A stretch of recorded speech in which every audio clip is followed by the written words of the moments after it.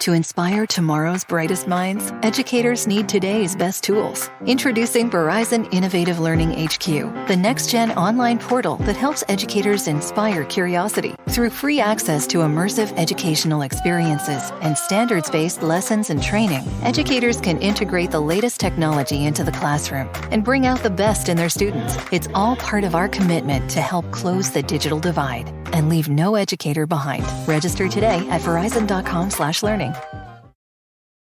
For the ones going above and beyond. For the ones reaching out, helping out, and lending a hand.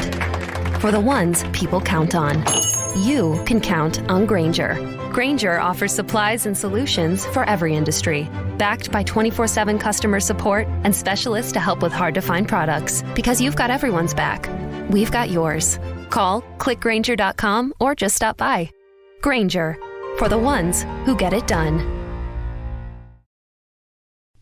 The following is a Hoop Ball presentation.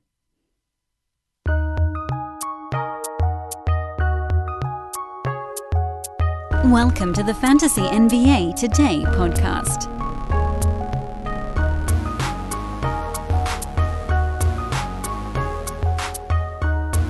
"31 shows in 31 days might be over, but 36 shows in 36 days has just begun." That's not true. We're on show 32 out of 36 in a row. I just planned it out poorly. I didn't realize that the last 2 days of October were going to be Saturday and Sunday. I could have very easily looked and seen that when the first day of October was a Friday, and, it's not like the number of days in October is changing anytime soon. But here we are. A few bonus shows in a row, 36 consecutive days, we will have an edition of Fantasy NBA Today. Today, I want to talk to you about Jaren Jackson Jr. You guys keep asking me to do these beginning of the show rants, so we're going to do a beginning of the show rant today. JJJ through 6 ball games is number 78 in 9 category leagues, and that, friends, is not what you were drafting him for. You took him probably around 40 to 46 range, I think, is where he was going in most relatively competitive leagues. You saw him fall back to the later 40s in some more intermediate leagues. But let me first start by just saying, if you took him at like 45 and he's in the 70s, he's not that far behind where you need him to be.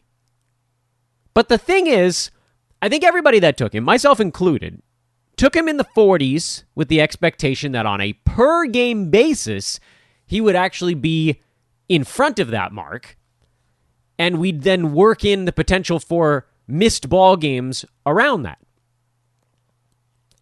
Good news on the JJJ front. The Grizzlies have had 2 back-to-backs. He's played in both. So at least in the early going here, that hasn't been a factor. And you might say Danny played 18 minutes in the front end of their most recent back-to-back. Yes, that's true, but he played 31 and 28 in both halves of the first one, so it was not so much about a health thing as he was in foul trouble and not playing very well. So far this year, JJJ is averaging 12.7 points, 5.2 rebounds, 1.3 assists, 0.7 steals, 1.7 blocks, and 2 exactly on the nose, 3-pointers in 27 and change minutes per ball game. He's also made 18 out of 18 free throws. That's kind of cool, although 14 of those came in his first 3 ball games and 4 have come in his most recent 3, so less cool. He's attempting a career-high 7.3 3-pointers per ball game, which is 0.8 higher than where he was at during his sophomore campaign, which was 2 seasons back, the COVID-shortened 2019-2020. Just as a point of reference, that season, JJJ averaged 17.5 points, 4.5 rebounds, 1.5 assists, 0.7 steals, sound familiar? 1.6-ish, 1.7 blocks, sound familiar? On 47% shooting from the field, 40-ish, 39 from 3, and 75 at the free throw line. I think we can safely say his free throw stroke is better since then. He worked on it a lot, presumably during his injury time off. Shot 84% at the free throw line last year over the regular and the postseason. Actually, if you split it up, it was 83 regular, almost 88 postseason, and he's at 100 this year, although I think we can safely say that's not going to hold. Last year, he shot 42% from the field while working his way back from his long absence due to the meniscus surgery. After shooting 51% his freshman year, his first season in the NBA, and then 47 the year after that when he went a bit more heavy into the three-pointer stuff. I believe the easiest way to handicap JJJ is to look at what he did 2 years ago before the league shut down. That season where he was at 17.5 points per game, 4.5 rebounds, and 2.3 combined defensive stats, he was in the 60 range, largely because his free throw stroke was weighing him down, and his rebounds at 4.6 were unseasonably low for a power forward. I believe that we can safely adjust up on his rebounding from 4.6, not by a ton, but he was at 5.6 last year in more limited minutes, and they're going to a smaller team as a whole. Steven Adams' minutes are trending down. Xavier Tillman is the backup center. JJJ is going to see some time at that spot, but just not having Jonas Valanciunas out there is going to make rebounding easier for everybody else. Not to say that, JV made it harder. It's just that he was very, very good at it, so there wasn't as much left over. So adjust rebounds up. What about the blocks, though? And I think this is something where we all get caught up a little bit. There's this weird assumption that he's going to be Miles Turner and go for 3 blocks a ball game. His career mark, when he can stay out of foul trouble, has been much more in that 1.7 range, which is still pretty damn good.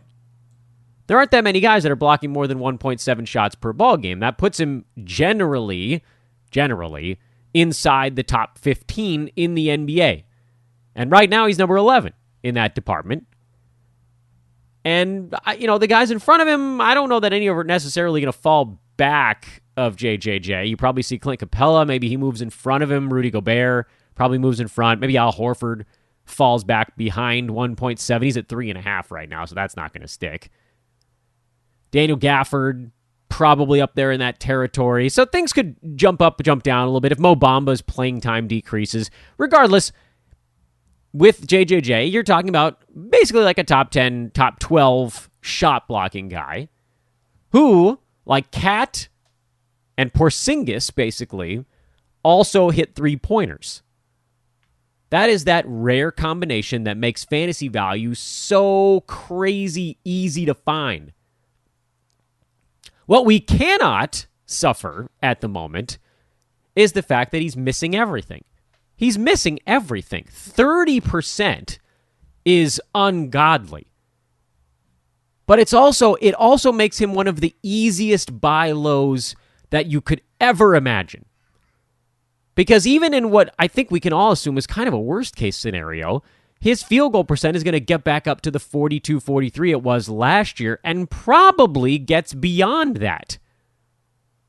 I also think that as he gets confident, he's probably going to take more shots. I don't know that he's constrained to 12.5. You might see 13.5, 14, somewhere in that neck of the woods. He might be a guy who gets up around 3 3-pointers per ball game. And the fact that his free throw percent is now actually a net positive for him, this is a guy who can power towards the top 30 just because of his unique stat set.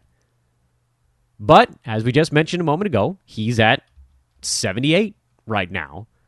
And it makes him gettable because not only is he being at 78, but people don't appreciate the fact that he's at 2.4 defensive stats and 2 3-pointers. Everybody's just going to look at 12.5 points and say he's not doing it.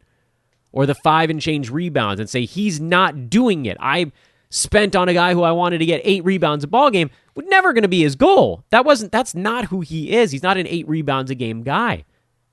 We were targeting 6 this year with JV out of town. 6 would be the good mark. Could you get him for someone that maybe you drafted in the 70s that's performing in the 50s right now? If you can, you should. Because even just a reversion to the mean on his shooting is enough to move him back to his ADP. Because 30%, and we can do this math together on air if you guys want.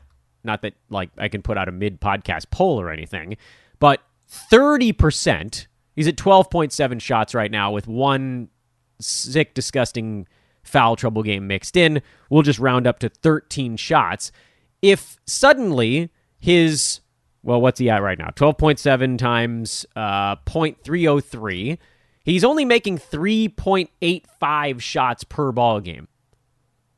If you adjust that up to 45% out of 12.7, things get quite a bit better. Now you're at 5.72 shots per game. To inspire tomorrow's brightest minds, educators need today's best tools. Introducing Verizon Innovative Learning HQ, the next-gen online portal that helps educators inspire curiosity. Through free access to immersive educational experiences and standards-based lessons and training, educators can integrate the latest technology into the classroom and bring out the best in their students. It's all part of our commitment to help close the digital divide and leave no educator behind. Register today at verizon.com/learning. So just that little bit. And it's a lot easier to just do it from a straight points perspective, but again, he's at 12.7 points on 12.7 shots. So that's a nice easy math number to do. Basically what you're looking at is assume 45% is where he's headed at some point along the way. That's 33% better. So just add a third to stuff. 2 threes becomes 2.7, basically, 3-pointers. 13 points becomes close to 20 because he's making his free throws, which, again, that number will come back. But even if you want to play the conservative estimate game here and say, 17 or 18 points, 2.5 to 3 3-pointers, somewhere in there, if the other stuff holds, that alone makes him now a positive in scoring, a big positive in 3-pointers.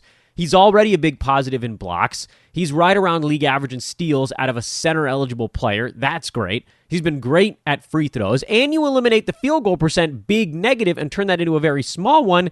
He goes from 78 to 40s just with a mean reversion on field goal percent. That's not even including any possible upside if he starts to get confident and take a couple more shots. And John Morant was quoted in a bunch of in some pressers for Memphis media today. I picked this up actually from our own Hoopball Grizz Twitter feed because they're covering that stuff in the room. They're in the Zoom room. Great job by those guys again, by the way, getting us these quotes. John's talking about how he needs to get Jaren more involved. Because if you're the creator on the team, which Morant certainly is, it's your job to get everybody into their rhythm. They're going to be focused on getting JJJ more action, more looks from his comfort spots. Get him going. Get him an easy bucket, heaven forbid, every once in a while, because he's been getting chewed up by some of the tougher defenders. Get him going, 40s without any upside, 30s with it, 20s if everything goes nuts, which I do think is a possibility. If he has a particularly good shot blocking year, if that goes up from 1.7 to 2, along with everything else we've been talking about, now you got yourself a late second, early third kind of guy who's not taking games off so far. And that's your case for JJJ. Now, if you were trying to figure out who you could potentially trade for him, I think what I would probably do is go to Yahoo's pre-ranks and look for guys drafted between 50 and 75 that are performing about, 2 to 3 rounds better than expected in there. But don't go crazy here because you can get him for I don't think you need to trade JV or Ja or CJ McCollum right now. These are guys drafted in the 50s who are inside the top 15. Dejante Murray is number 20 right now. You could easily get him for him, but I don't think you need to spend that much. Malcolm Brogdon was drafted in the 60s. He was basically number 20 before his injury. That might be a guy I'd look at moving before his stuff kind of settles back to earth and all of his injury woes. Jakub Pearl's number 56 right now. That might not be enough. Is there anybody drafted after 75 that's like in the 30 or 40 range? Miles Bridges, I think you could aim higher. Evan Fournier, that's not going to be enough. Evan Mobley, you might be able to get JJJ for Evan Mobley right now, which I think you should do if you can. Kemba, that won't be enough. Al Horford would be a really interesting one. He's number 3 on a per-game basis, but we all know that ain't holding.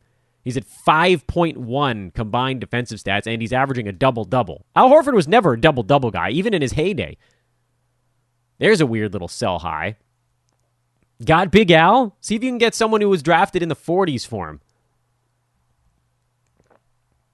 Okie dokie! Show opening rant complete. Welcome to Fantasy NBA Today, everybody. I'm your host, Dan Besbris. It's our last non-reverse chronological lightning round Monday.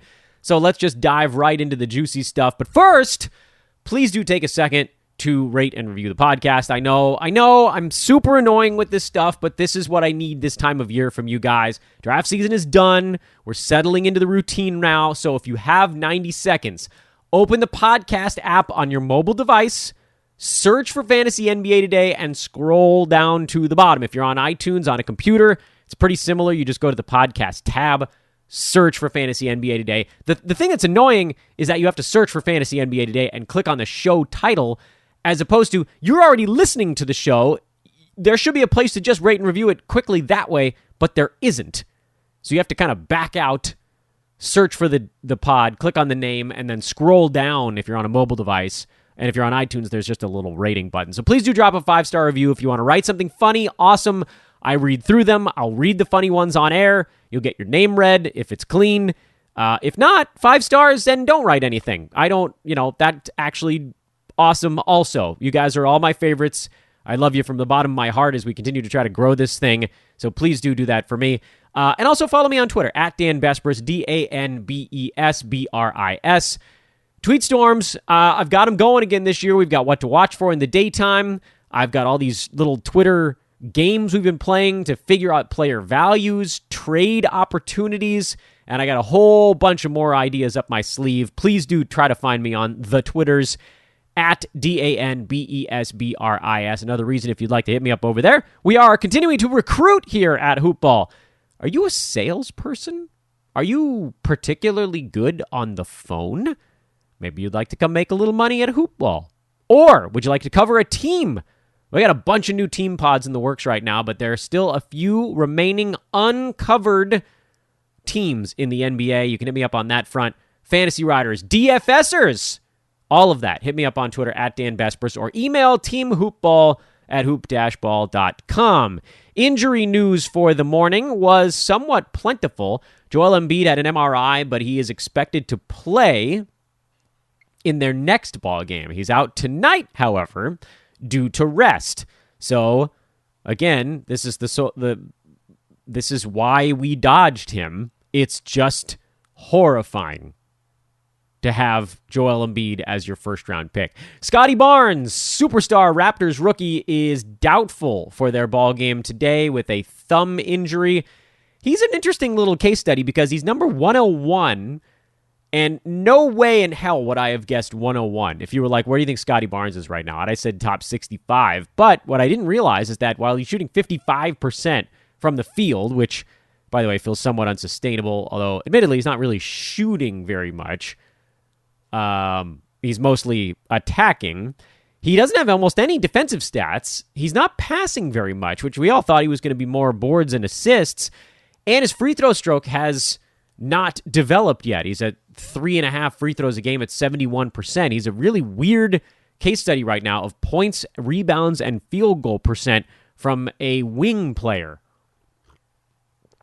And I think you could actually probably sell on him because I bet a lot of people are like me that are just like, oh yeah, Scottie Barnes, he's probably top 65, and he's 101.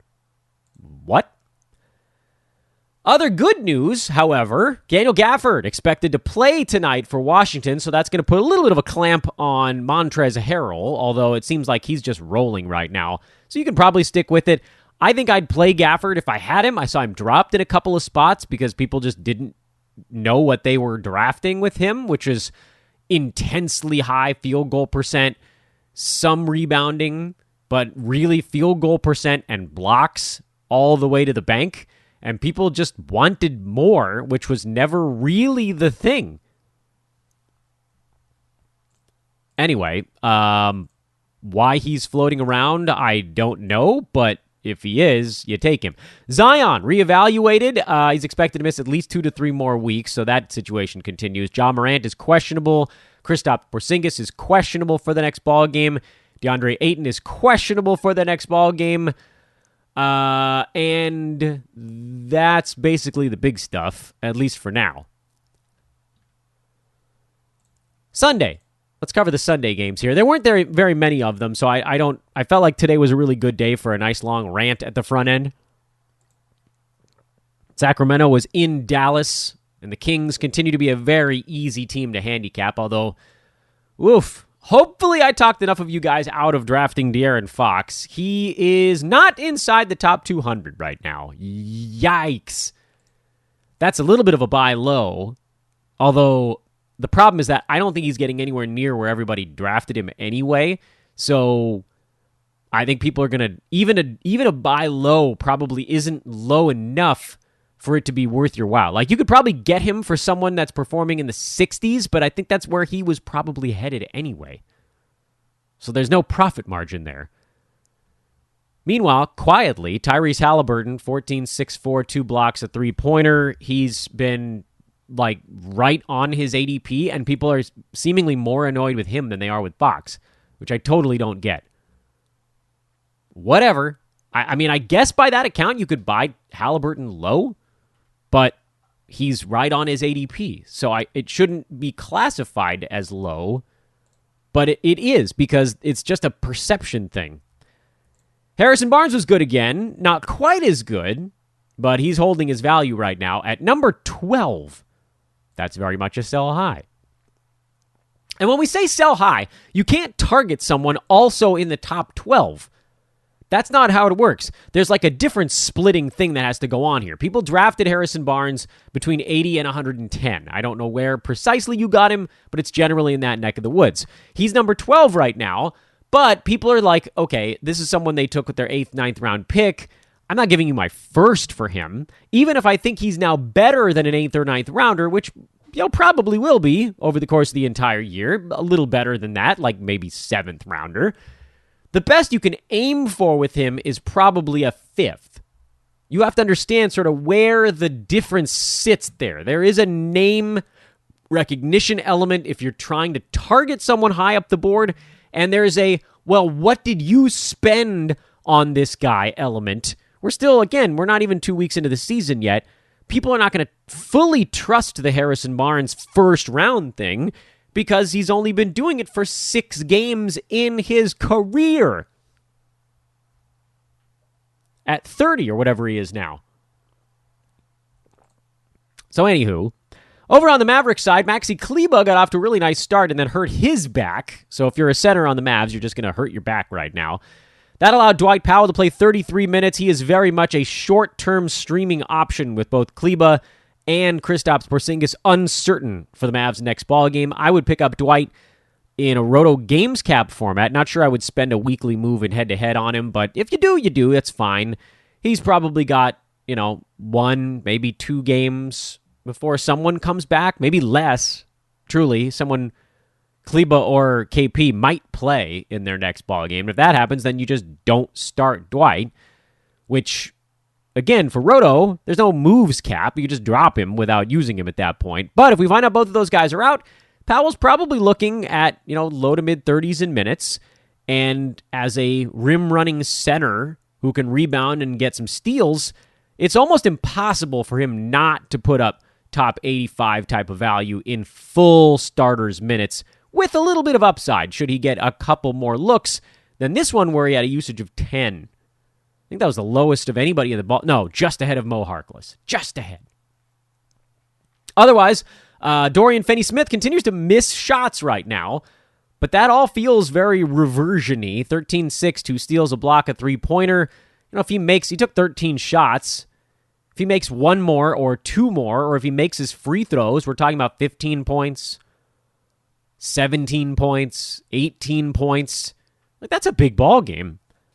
I do think he has a pretty clean path to that 90 to 100 range on the year, which in most competitive 12-teamers in 9-cat, that's useful.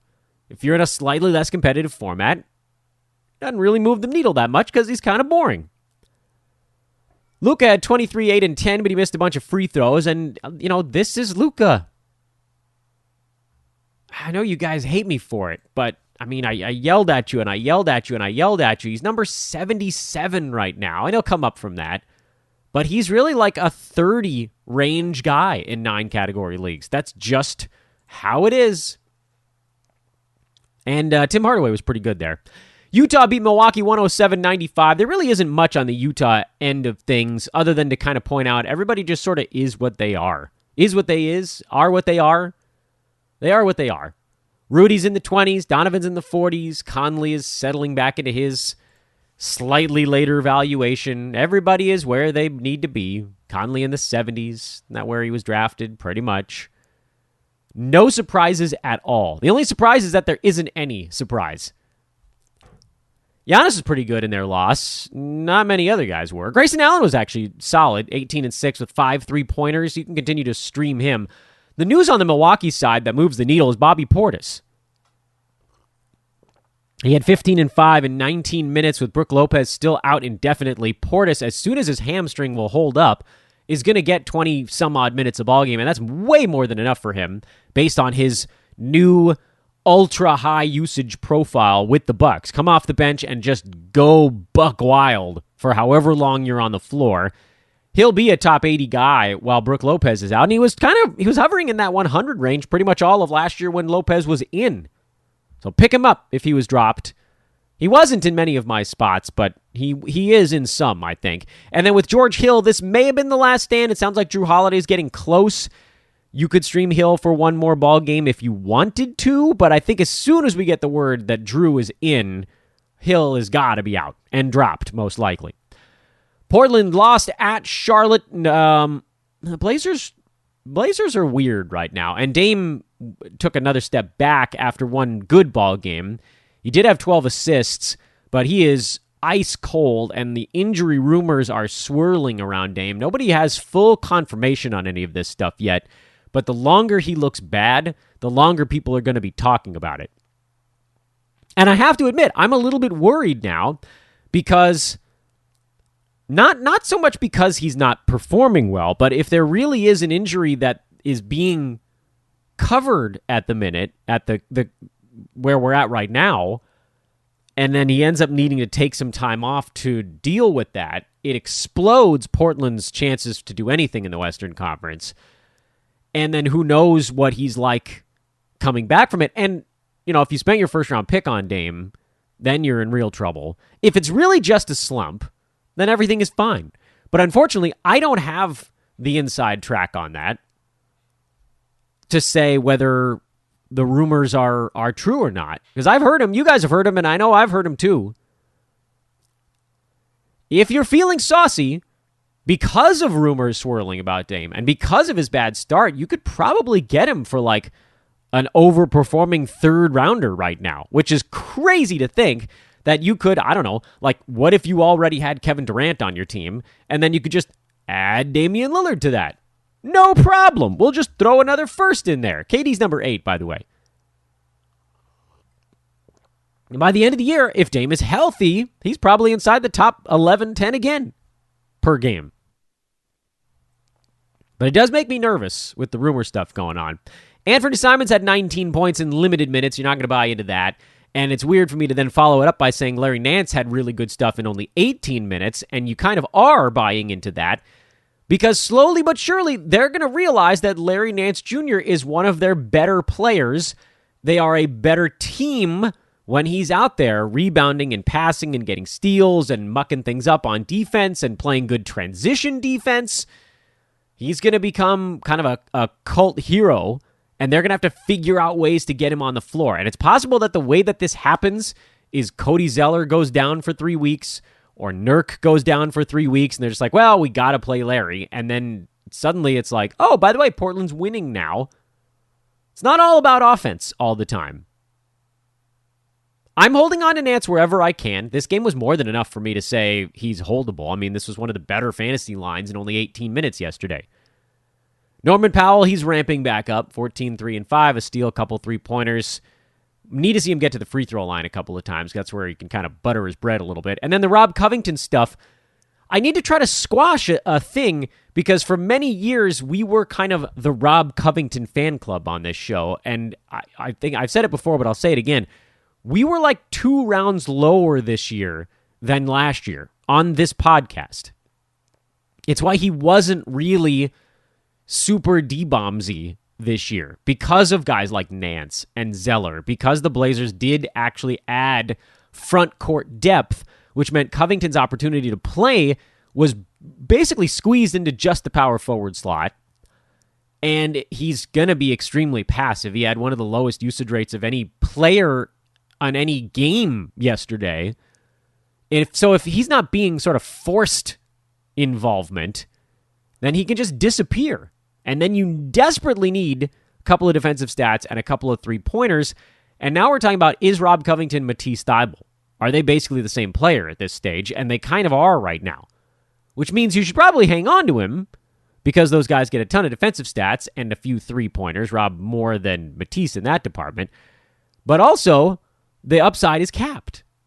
I had him as a much higher totals player. I think Rob plays in most of their games this year, so he gets like a, 80 to 100 range per game, but might end up near 50 totals by playing like 78 out of 82 games this year. And that's kind of the story on the Blazers right now. On Charlotte, if you put up a $125, people are going to have some lines. So LaMelo was good after a couple of slower games. Miles Bridges continues to just be unbelievable right now. Huge assist game to throw into his ledger. PJ Washington looked good again. That's 2 in a row for him. Although the minutes remain low, and he's splitting them exclusively at the 5 with Mason Plumlee, who played more against the big Blazers front court. I do think that the Hornets are going to try to figure out a way to get Washington more run and kind of flip the balance there. But I don't know exactly when it's going to happen. And for that reason, you kind of have to hang on to PJ. Oubre got hot. I don't know when the hell that's going to happen. And generally with Terry Rozier back, I would assume it happens less frequently now. But you kind of have to hang on after this big ball game. And then with Rozier back, you just plug him in and let him get settled. Detroit, blown out by the Brooklyn Nets. You can pretty much throw this ball game out because everybody was bad. Olynyk got 21 minutes. Isaiah Stewart only got 18. Stewart's a buy low. I don't know what it's going to take to get him right now, but I bet you could get him for a hot waiver wire type because someone's going to be pissed. Someone's going to be pissed. On the Brooklyn side, James Harden triple-doubled, so while nobody was paying attention, he pushed himself right back into the second round on a per-game basis, and he's still only shooting 40%. But free throws are starting to move in the right direction. He only had 3 in this ballgame, but he didn't need very many more. Shooting's trending in the right way. The rebounds, the assists, all that stuff is coming around. Everything's going to be fine. But you're basically at a spot with Brooklyn now where you can only start Harden and Durant. And then the Lakers got up by 25, 26 it might have been, and then just said, we don't really need to play the fourth quarter. They ended up winning by 10, stopped scoring in this ball game. Pretty much everybody besides Carmelo Anthony just stopped scoring in this game. Lakers did not take Houston seriously after opening up a giant lead, and then the Rockets ended up covering, which sent Twitter into a frenzy, but I mean, the rule there is if you're going to back a double-digit favorite, they better be a serious ball club. And the Lakers are not stepping on people's throats right now. They're figuring things out. So if they get up by a big lead, they're probably going to use that opportunity to figure things out a little bit. Give AD a little extra rest if you can. Give Braun a little extra rest. Try out some of the other bodies. Mix and match some lineups. See what happens. The Carmelo Anthony thing is really wild. I don't know that any of us thought he was going to have a 27-minute per game role, even when Trevor Ariza and Kendrick Nunn and Talen Horton-Tucker all went down, but he literally cannot be taken out of the lineup right now. Melo's been amazing. He's shooting 50% from the field, 3.5 three-pointers a game. He's averaging 1.7 combined defensive stats in this ridiculous twist, although a lot of that was yesterday when he had 6 of his defensive stats on the season. He had 6 coming into that ball game. But the giant three-pointers number is really where the cash is right now. And I think we all know that the 50% field goal is coming down. So just ride it while you can, because you're not going to get much or anything for him in a trade. And eventually the Lakers are going to get healthy, and his role is going to have to get smaller because they've got younger guys who can play better defense floating around. And they're going to want to get... Kendrick Nunn in particular is going to be a guy who gets a pretty good amount of minutes, although maybe that hurts Avery Bradley more. But Ariza, that's basically a direct challenge to Melo and Kent Bazemore's minutes. But right now, you can play him. LeBron, AD, obviously you're playing those guys. Russ is the one that's sort of teetering in the balance. He was good enough to go in yesterday's game, but you just sort of hope that the bottom doesn't fall out on any given night. And then with Houston, oh, what a disaster of a basketball team. This is going to be a really long year for the Rockets because not only are they bad, but they're confusingly bad right now. Rockets 1-5. They are a half game better than the Pelicans for the worst record in the Western Conference. And Magic and Pacers are 1-6 in the East. But at that point, you're splitting hairs a little bit because the main point here is there is, at this point, kind of only one guy on the Rockets that you're trusting on a day-to-day basis. It was Christian Wood, and then he came out and just absolutely pooped his trousers at the free throw line yesterday, and the whole season's worth of work, which admittedly was only 5 games before last night, all of it kind of went up in flames in one game.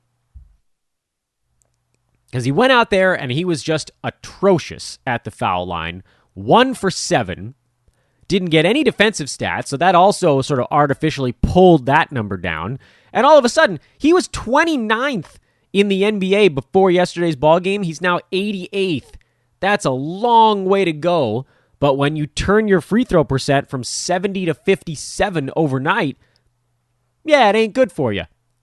And this is, by the way, this is why I avoided Christian Wood, because he was getting drafted in the 3rd round in places, and I said, I just can't. I don't know if he's going to be a high-volume, 59% foul shooter, or if he's going to be a high-volume like 72. That's a colossal difference. You're a punt guy in one of those, and you're I can cover this up with one good early-round foul shooter in the other. You just don't know how to build your team with that sort of uncertainty. Extended to some of the other players, Kevin Porter did have 13, 9, and 4 with a couple of steals, so that covered up the issues for him a little bit at least, which 6 turnovers and a missed free throw in that ball game.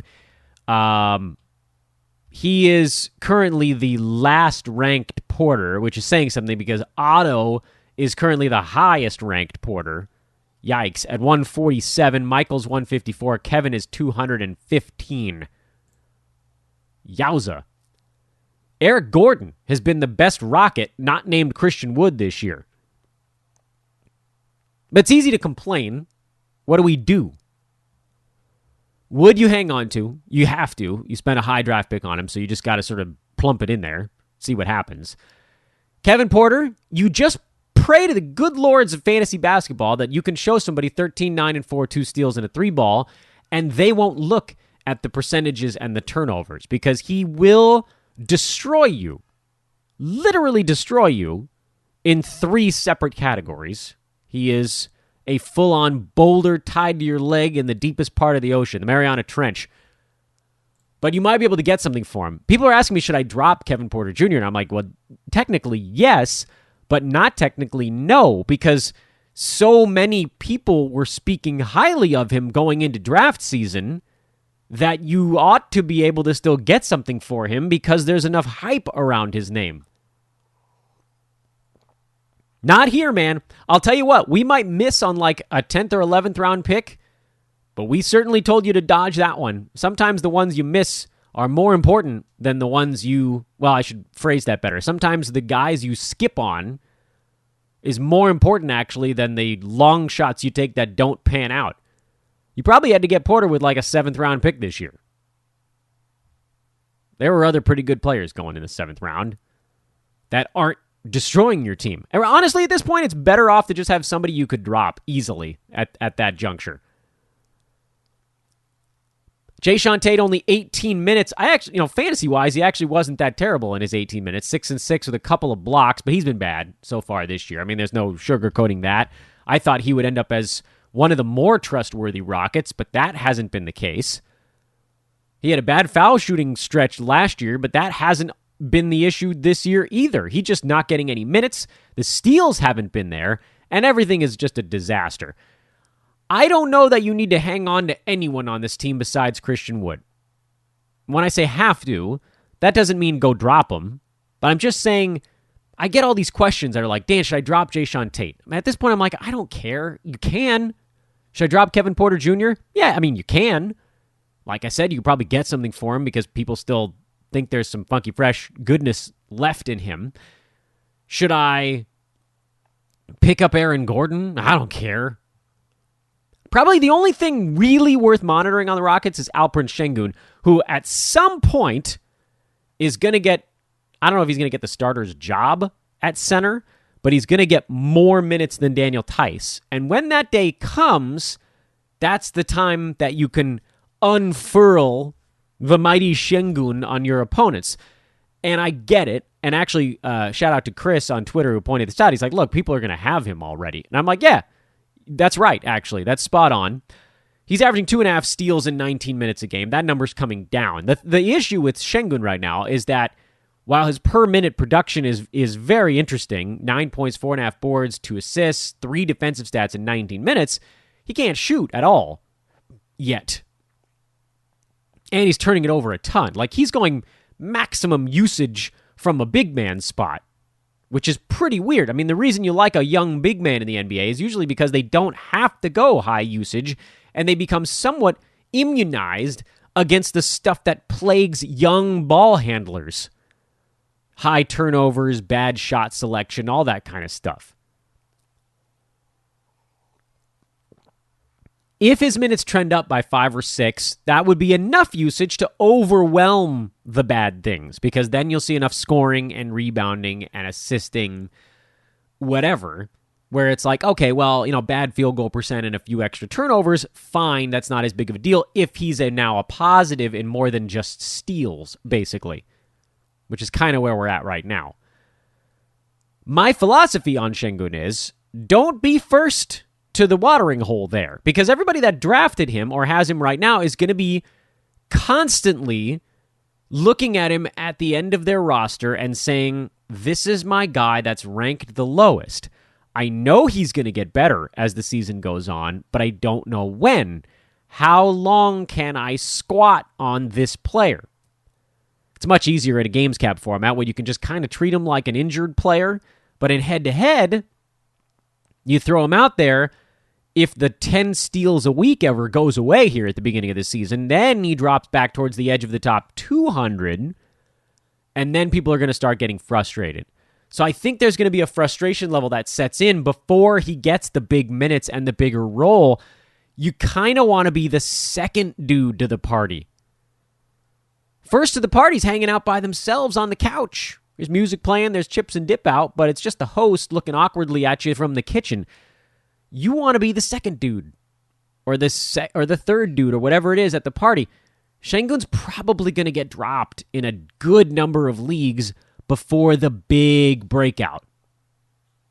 I don't know exactly when it's going to be, but with rookies in general, when teams really lean hard into the suckitude, it's usually after the year turns. So we might be 2 months away. Maybe it's a little bit less, but it really might be Christmas.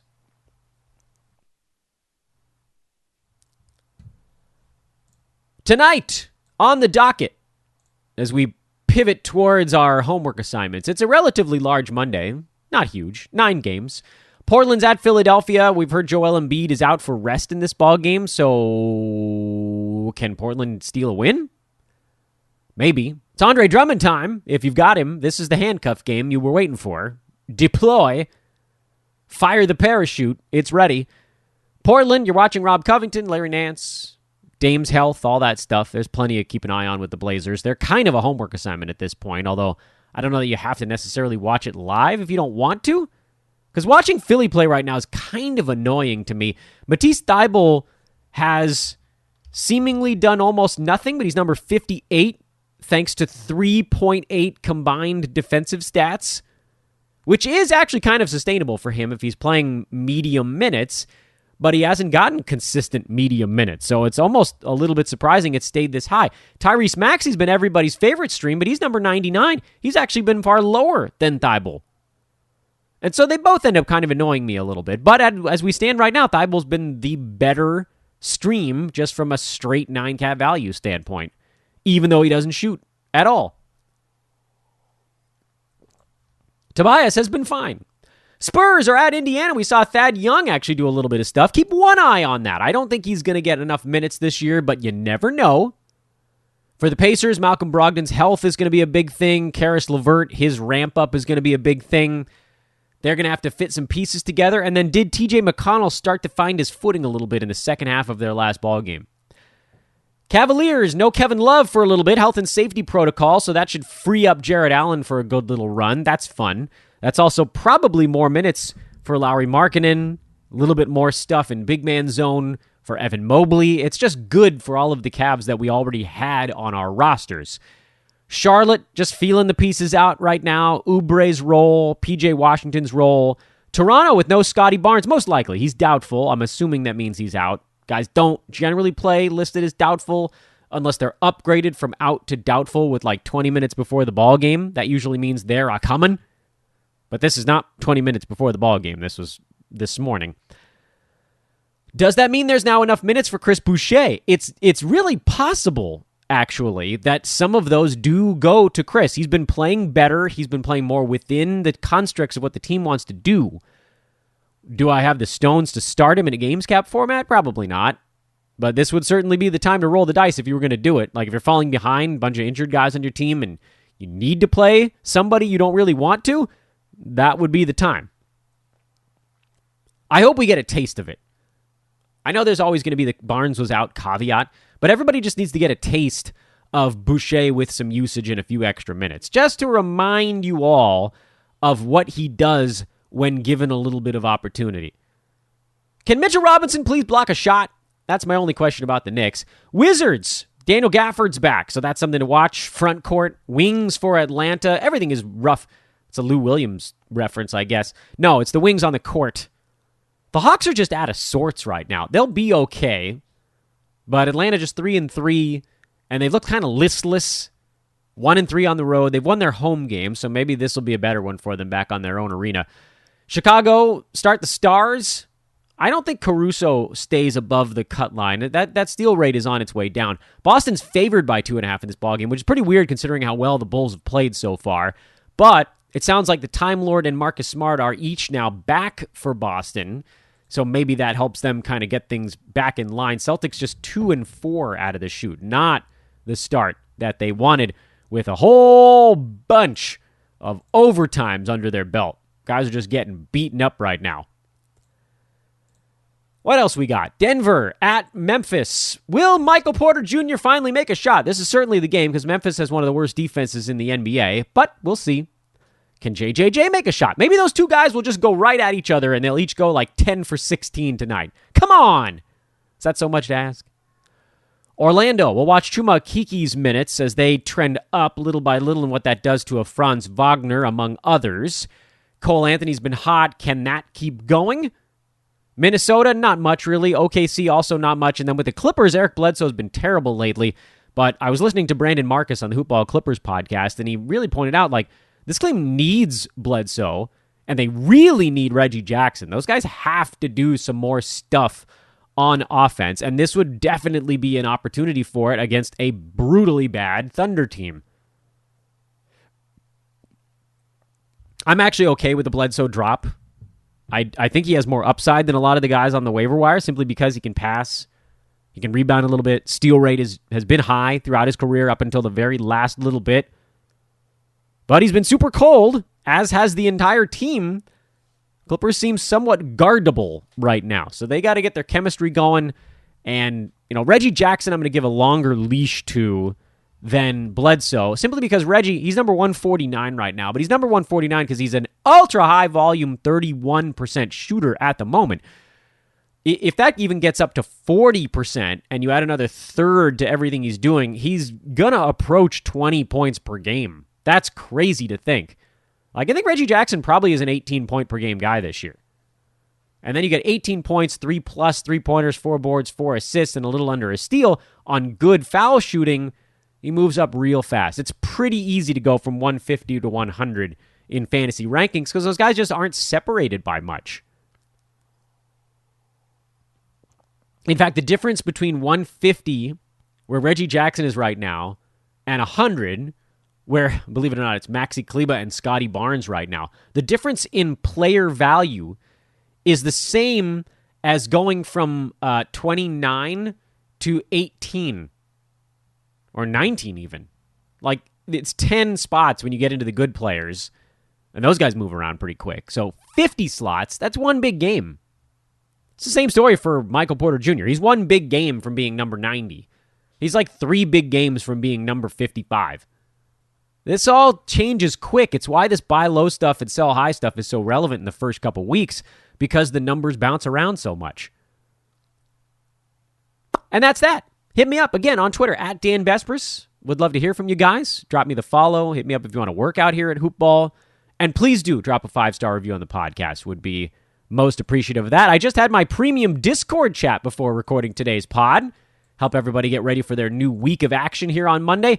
If you are a Hoopball premium subscriber, Fantasy Pass, DFS Pass, Wager Pass, Hoopball 360, All Fantasy, Old School, whatever action bundle, whatever you might have on the monthly, you got to get into Discord, man. It's where we have all of our analyst access day and night, rain or shine. And if you don't have a premium sub, there's no lock anymore. There's no 6-month lock because we're through draft season. You could just get it for 1 month for $6, see if you like it, and if you feel like the pros are really helping you build your team out, keep it going. There's also advantages to getting it now and letting it run year-round. You get early bonuses during draft season as well, the next time around. So lots of good stuff over at the Hoob as well. That's hoop-ball.com or at hoopballfantasy on Twitter.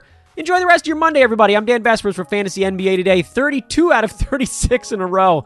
What have we done? What have we done? Oh well, on to the next one.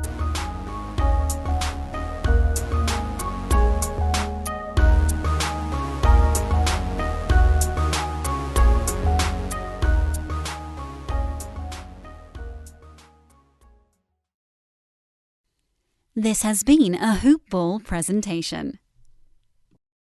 To inspire tomorrow's brightest minds, educators need today's best tools. Introducing Verizon Innovative Learning HQ, the next-gen online portal that helps educators inspire curiosity. Through free access to immersive educational experiences and standards-based lessons and training, educators can integrate the latest technology into the classroom and bring out the best in their students. It's all part of our commitment to help close the digital divide and leave no educator behind. Register today at verizon.com/learning.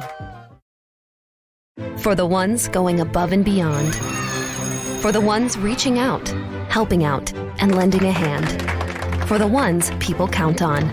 You can count on Grainger.